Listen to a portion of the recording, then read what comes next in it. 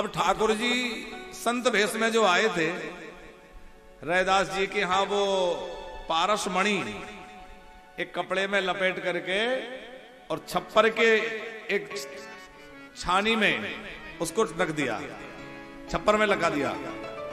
सोचा कि ये आवश्यकता पड़ेगी तो निकाल लेंगे और उपयोग कर लेंगे। उपयोग तो समझ ही गए हैं कि इससे सोना बन जाता है। श्री प्रियादास जी लिखते हैं कि आए फिर श्याम मास 13 व्यतीत भये, प्रीति करी बोले कहो पारस की रीति को, वाही ठोर लीजे मेरो मन ना पतिजे, अब चाहो सो कीजे मैं तो पावन हो भीति को। प्रियादास जी कह रहे हैं कि 13 महीने बाद ठाकुर जी फिर उस साधु वेश में आए दोबारा। कितने समय बाद? 13 महीनों बाद। सोचा कि अब तक तो पारसमणि से खूब धनवान हो गए होंगे रैदास जी, आनंद हो रहा होगा। देखा तो उसी अवस्था में उसी चौराहे पर वही जूतियां तैयार कर रहे हैं। अरे भक्त रैदास, मैंने वो पारस दी थी, वो कहां है? बोले वाही ठोर लीजे, जिस ठोर पर आप रखकर गए थे वहीं रखी होगी, मैंने तो उसको छुआ नहीं। जाकर ठाकुर जी ने देखा तो जिस जगह छानी में रखकर गए थे वहीं रखी मिली, वैसी अवस्था में। धन्य है, तुम्हारे मन में तनिक भी धन के प्रति लोभ नहीं है, कोई आकर्षण नहीं है कि तुमने पारस जैसे पत्थर को 13 महीनों में स्पर्श नहीं किया। बोले संत भगवान, ये माया है, मैं इससे बहुत डरता हूं। ऐसा दिव्य जीवन आपका है। हमारे कबीर बाबा कहते हैं कि नेरे धन को धन राम, नेरे धन को धन राम, नेरे धन को धन राम,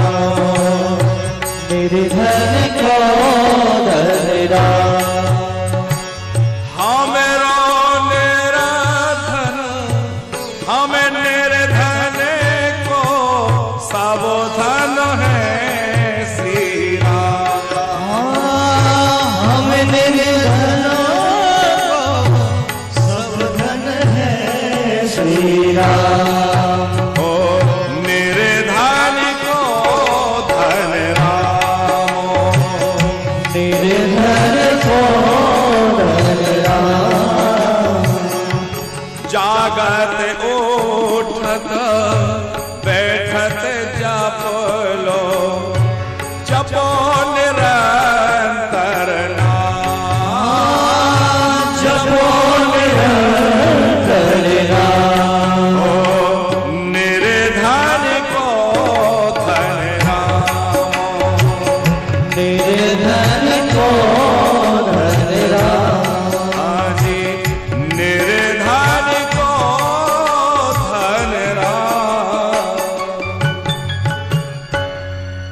निर्धन का धन तो राम है। बड़ा आनंद। रैदास जी ने उन संत रूप में जो भगवान आए उनसे कहा कि आपकी पारस वहीं रखी है, ले लीजिए। भगवान ने ली। अब ठाकुर जी उदास हो गए कि लेके उठी गए नए कौतिक, सो सुनो पावे सेवत मोहर 5 नित्य ही प्रतीति को, सेवहु करत डर लागो निसी कयो हरि छोड़ो और आज बिनी, सो राखी मेरी जीती कर। क्या हुआ? ठाकुर जी वो पारसमणि लेकर तो चले गए। अब सोचा कि क्या करूं, इनके कैसे व्यवस्था हो, क्योंकि भक्तों का दुख प्रभु से देखा नहीं जाता। किस प्रकार अपने भक्त को सुखी करूं? तो एक नया प्रभु ने रास्ता निकाला कि जब ठाकुर जी की सेवा करने, अपने ठाकुर जी की सेवा करने के लिए छप्पर में जाते थे नाम रैदास जी वहां गए तो वहां देखा कि ठाकुर जी के पास में स्वर्ण की 5 मुद्राएं रखी हुई हैं। अरे ये स्वर्ण कहां से आया, ये मुद्रा कहां से आई? सेवा में तो कोई और आता नहीं, कोई दर्शनार्थी आता नहीं। डर गए, ये माया है, कहीं ऐसा ना हो कि मेरी बुद्धि खराब कर दे, मेरा भजन बिगड़ जाए। फिर पत्नी से चिमटा बुलवाया और पत्नी से चिमटा बुलवा करके जैसे कोई घर में निकले हुए बिच्छू को उठाए, घर में बिच्छू आ जाए तो कोई चिमटा से उठा के दूर फेंकता है कि नहीं? इसी प्रकार मानो बिच्छू की तरह मान लिया उस माया को। वो 5 सिक्के, वो 5 मोहरे जो ठाकुर जी ने वहां प्रकट की थी, रैदास जी ने वो चिमटे से उठाई और सब गंगा जी में फेंक दी। अब ऐसा 2 दिन 3 दिन लगातार हुआ। अब रैदास जी अपनी पत्नी से बोले, देवी बड़ा भारी कलयुग आ गया। पत्नी ने कहा ऐसा क्यों? बोले इसलिए कि माया से बचाने वाले 2 लोग हैं, एक संत और दूसरे भगवंत। तो एक संत आए तो वो भी माया दिखला रहे थे, पारसमणि दे रहे थे, और भगवान की सेवा में जाता हूं तो नित्य वहां भी सोने की मोहरें मिलती हैं, वो भी माया दिखला रहे हैं। अब संत और भगवंत ये 2 माया से बचाने वाले, और दोनों माया दिखाएंगे तो बताओ पर माया से जीव कैसे बचेगा? अब कैसे बचा जाए? पत्नी ने कहा हरिनाम समरते रहिए, हरिनाम आपकी बुद्धि में कभी माया का विकार नहीं आने देगा। बड़े आनंद से भजन चल रहा है। अब तो ठाकुर जी से रहा नहीं गया और ठाकुर जी प्रकट हो गए। ठाकुर जी ने कहा रैदास, वो साधु बनकर जो आया था वो कोई और नहीं था, मैं ही था। ये जो नित्य 5 मोहरे तुम्हें मिल रही है वो कोई और नहीं दे रहा है, मैं ही दे रहा हूं। रैदास को हृदय से लगा लिया और कहा रैदास, अब तो मेरी जीत हो जाने दो, कुछ तो स्वीकार कर लो और राखो मेरी जीत को, नहीं तो मैं तुम्हारे से हार गया कि मैं दे देकर थक गया, आपने लिया नहीं, कुछ तो ले लो। जैसे राका बाका को प्रभु ने बहुत देना चाहा, प्रसंग आपने सुना है, भक्तमाल जी ने आगे कथा है, लेकिन उन्होंने कुछ भी स्वीकार नहीं किया। बहुत आग्रह नामदेव जी ने भी किया कि प्रभु जब स्वयं प्रकट होकर दे रहे हैं तो कहे कुछ ले लो। तब राका बाका ने एक वस्त्र लेना स्वीकार किया प्रसाद रूप में, बाकी कुछ नहीं लिया। इसी तरह अब चूंकि उस चरित्र में जाएंगे तो ये छूट जाएगा, बड़ा प्यारा चरित्र है रैदास जी का। रैदास जी देखे कि सामने ठाकुर जी खड़े हैं, अब तो आनंद का ठिकाना ना रहा। बड़े प्रसन्नता से प्रभु का दर्शन कर रहे हैं, बार बार चरणों में गिर रहे हैं। प्रभु ने कहा मेरी कही थोड़ी तो मान लो, कुछ तो ले लो। अब जब ठाकुर जी स्वयं इतना आग्रह करके कह रहे हैं कि मेरी जीत हो जाने दो, मेरे को तुमने हरा दिया, तब तो आपने फिर प्रभु की बात मान ली। कहा प्रभु क्या करें? बोले कुछ धन ले लो। क्या करेंगे? बोले जैसे साधु सेवा करने के लिए इतना परिश्रम करते हो, साधु सेवा करना। बोले ठीक है प्रभु। फिर आपने कुछ धन लेना स्वीकार किया और उस धन से आपने एक बहुत दिव्य जो है भवन बनवाया, और ठाकुर जी ने ही बनवाया, वो भी रैदास जी ने नहीं बनवाया। ठाकुर जी से कहा कि आपको बनवाना है, आप अपने अनुसार बनवा दीजिए। ठाकुर जी ने बहुत सुंदर भवन बनवाया। रैदास जी से कहा चलिए अब यहाँ चौराहे पे रहने की आवश्यकता नहीं है, वहां रहिए। बोले पहले ये बताओ वहां आपने संत निवास बनाया कि नहीं? बोले वो तो अभी नहीं बनाया। नहीं, बोले संत निवास जहां नहीं होगा वहां मैं रह ही नहीं सकता, तो दिव्य संत निवास वहां बनाया गया, ठाकुर जी के लिए सेवा का स्थान बनाया गया। फिर भगवत इच्छा से, भगवान की आज्ञा से रैदास जी ने उस भवन में रहना स्वीकार किया। एक और शर्त रखी कि मैं रहूंगा तो वहां चाहे जितना आप दे दीजिए, लेकिन जूते बनाना नहीं छोड़ूंगा। ठाकुर जी ने कहा क्या आवश्यकता है इसकी?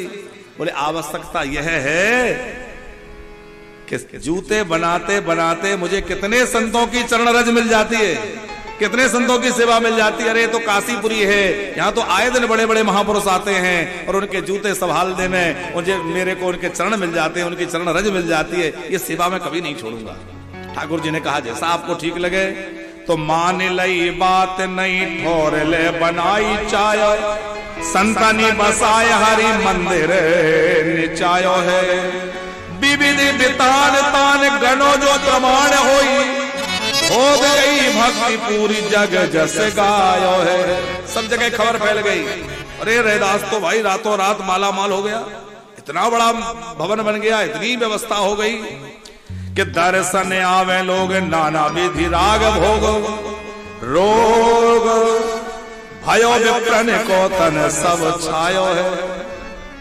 तमाम लोग देखने आने लगे, भीड़ लगने लगी, तरह तरह से साधु सेवा हो रही है, बड़े बड़े पकवान बन रहे हैं, मेवा मिष्ठान बन रहे हैं, संतों को माल घुटाया जा रहा है। और जहां साधु सेवा होती है वहां संतों का आना जाना भी बढ़ जाता है।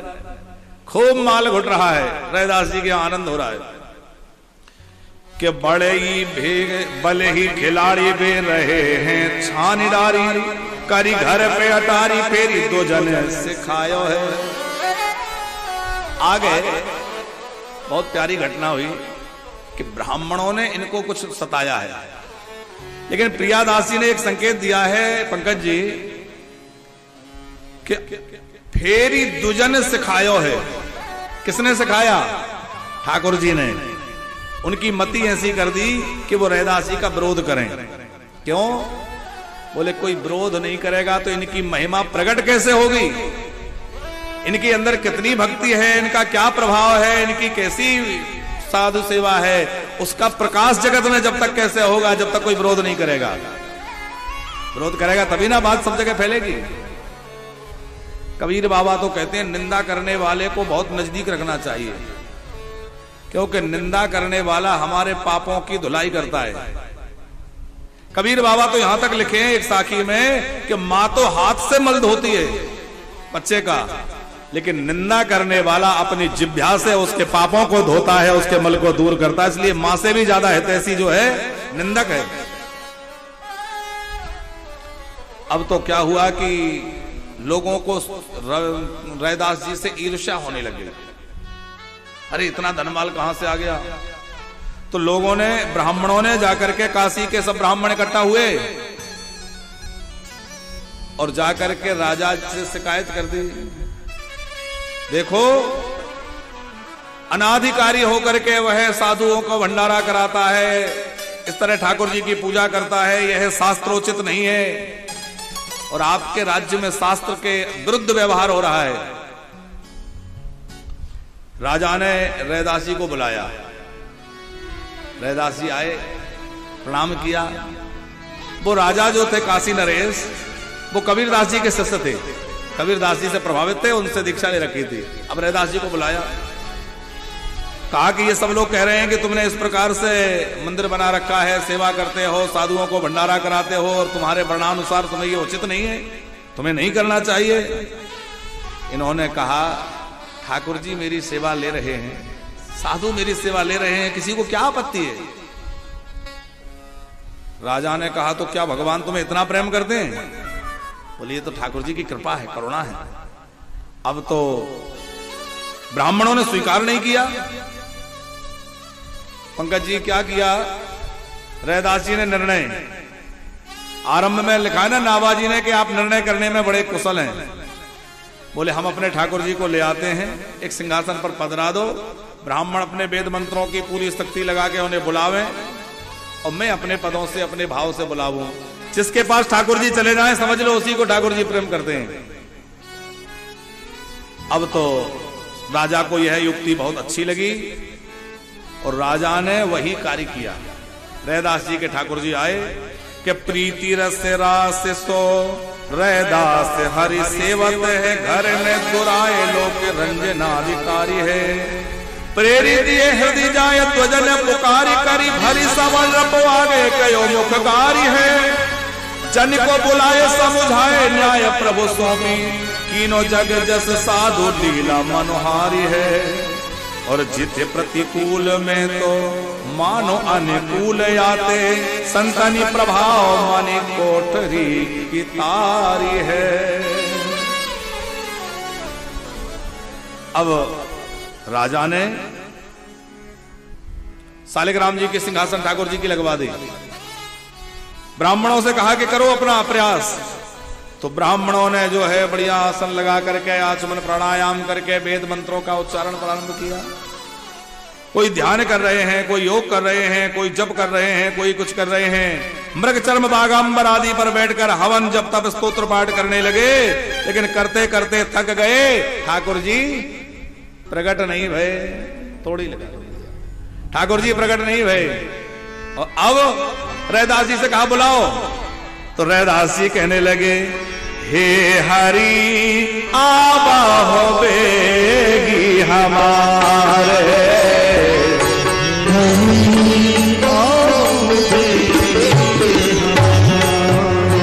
हे हरि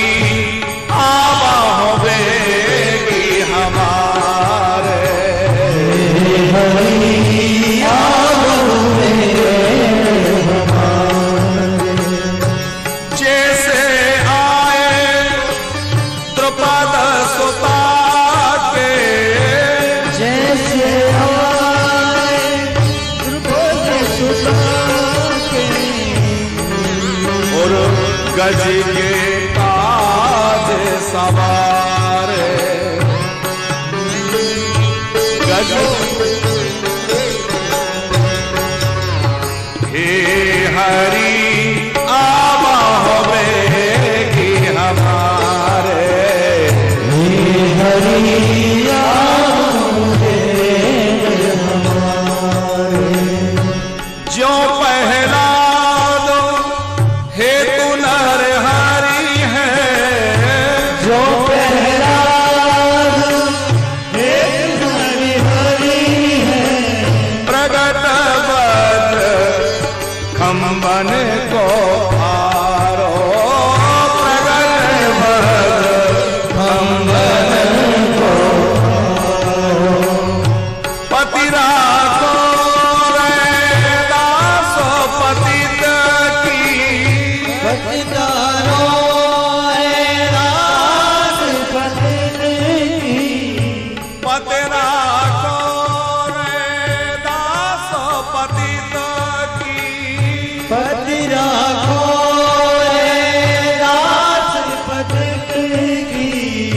दशरथ राज दुलारे दशरथ राज दुलारे हे हरि आवा होवेगी हमारे हे हरि आवा होवेगी हमारे हे हरि आवा होवेगी हमारे हे हरि आवा होवेगी हमारे हे हरि आवा होवेगी हमारे हे हरि आवा होवेगी हमारे। अपने पद से प्रभु को बुलाया। सबके देखते देखते आश्चर्य हुआ। सिंहासन सहित श्री ठाकुर जी चले, सिंहासन उठी और सिंहासन चली, सब देखते रह गए और सिंहासन सहित ठाकुर जी रैदास जी की गोद में जाकर के विराजमान हो गए। सब जय जयकार करने लगे, सब नतमस्तक हो गए। बोल रैदास जी महाराज की भक्त वत्सल भगवान की। अब तो राजा भी अपने सिंहासन से उठकर खड़ा हो गया, रैदास जी को प्रणाम करने लगा। धन्य है आप और आपकी भक्ति कि भगवान चल करके आपकी गोद में विराज गए। अब तो यह बात प्रसिद्ध हो गई कि संत रैदास परम भगवत भक्त हैं और भगवान की आप पर विशेष कृपा है। सब जगह यह प्रसिद्धि हो गई, खूब संतों का आना जाना हो गया, खूब सेवा होने लग गई। अब धीरे धीरे समय बीता और चित्तौड़ नगर की रानी झालीबाई, उनका नाम था झालीबाई, चित्तौड़ की रानी थी। उन्होंने रैदास जी का बड़ा प्रभाव सुन रखा था। घूमते घूमते काशी जी आई और काशी आकर के काशी में सब जगह घूमी और सब जगह ब्राह्मणों ने घुमाया, लेकिन रैदास जी के यहां नहीं ले गए। तो आपने प्रार्थना की, रानी ने प्रार्थना की कि मुझे एक बार रैदास जी के यहां ले चलो। रैदास जी के यहां ले जाया गया। अब रैदास जी के दर्शन करके रानी मुग्ध हो गई और रानी ने कहा कि मैं इन्हीं से गुरु मंत्र ग्रहण करूंगी। रैदास जी ने कंठी बांध दी, मंत्र प्रदान कर दिया। ब्राह्मणों को बड़ा बुरा लगा, जो साथ में लोग थे उनको बड़ा बुरा लगा कि हम बड़े बड़े महात्माओं के यहां ले गए, बड़े बड़े विद्वानों के यहां ले गए, इस रानी ने किसी और से तो दीक्षा नहीं ली और ये रैदास से चर्मकार से इससे जाकर गुरु दीक्षा ले ली। अब तो पुनः राजा के पास गए, अब तो बहुत बड़ा अनर्थ हो रहा है। बोले अब देखो वह चर्मकार लोगों को दीक्षा देने लगा, लोगों का गुरु बनने लग गया। अब तो राजा ने कहा कि भाई बुलाओ, तुम्हें मंत्र दीक्षा देने का अधिकार किसने दिया? बोले देखो ये तो मेरे गुरुदेव भगवान की आज्ञा है कि जो भगवत भक्ति में लगना चाहे, जो भगवान से जुड़ना चाहे, उसको भगवान से जोड़ना और भगवान के भजन में लगाना, यह तो हम लोगों का कार्य है। ब्राह्मणों ने फिर कहा, फिर परीक्षा होगी। राजा ने कहा हो तो चुकी। तो ब्राह्मणों ने एक बात रखी, पंकज जी बोले पिछली बार ठाकुर जी रैदास के थे, जो विग्रह था वो रैदास का था, कोई चमत्कार करके लाए होंगे, कुछ ऐसा उसमें होगा जिसकी वजह से वो ठाकुर जी इसके पास चले गए। अब की बार हम अपने ठाकुर जी लाएंगे, फिर देखते हैं किसकी गोद में जाते हैं। राजा ने कहा कि ठीक है, एक बार ये भी करके देख लो। तो ब्राह्मण लोग अपने ठाकुर जी लाए, फिर सिंहासन लगा, फिर रैदास जी को कहा गया। तो पहले तो ब्राह्मणों ने खूब वेद मंत्रोच्चार पूर्वक पहले की तरह प्रयत्न किए, ठाकुर जी नहीं आए। लेकिन पुनः श्री रैदास जी ने पद गायन किया, और जैसे ही पूर्व की भांति पद गाया, सिंहासन उठी, और सिंहासन उठकर पुनः रैदास जी के गोद में ठाकुर जी पर पहुंच गए, और रैदास जी को देखकर सब चरणों में गिर गए। बोले अब तो पक्की बात हो गई, रैदास जी परम भगवत भक्त हैं, परम प्रेमी है, ठाकुर जी का इन पर विशेष अनुग्रह है। अब तो सब लोग इनके जो है श्रद्धा करने लगे, सब लोग इनके लिए बहुत आदर प्रदान करने लगे। और रैदास जी तो अभी अपना काम वो छोड़ा नहीं है, जूते बनाते हैं, जूते संभालते हैं और संतों की सेवा करते हैं। खूब साधु सेवा आपके यहां होती है। धीरे धीरे समय व्यतीत हुआ। अब वो जो रानी चित्तौड़गढ़ की रानी थी, उसके मन में इच्छा हुई कि एक बार ये हमारे यहां पधारे तो हम इनकी कुछ सेवा करें। मंत्र तो मिल गया, दीक्षा तो मिल गई। तो गई घर झाली पुनी, कि गई घर झाली पुनी, बोलिए पठाए आहो जैसे प्रतिपाली, अब तैसे प्रतिपालिए। आप हो पधारे और बहु धन पटवारे, विप्र पुनि पांव धारे सीधो दे निवारिए। आपने जैसे कृपा करके इस दासी को, इस दीनहीना को, रानी कह रही है, मंत्र दिया, एक बार हमारे घर भी पधारिए। बहुत आग्रह किया तो रैदास जी उस रानी के यहां चित्तौड़ पहुंचे।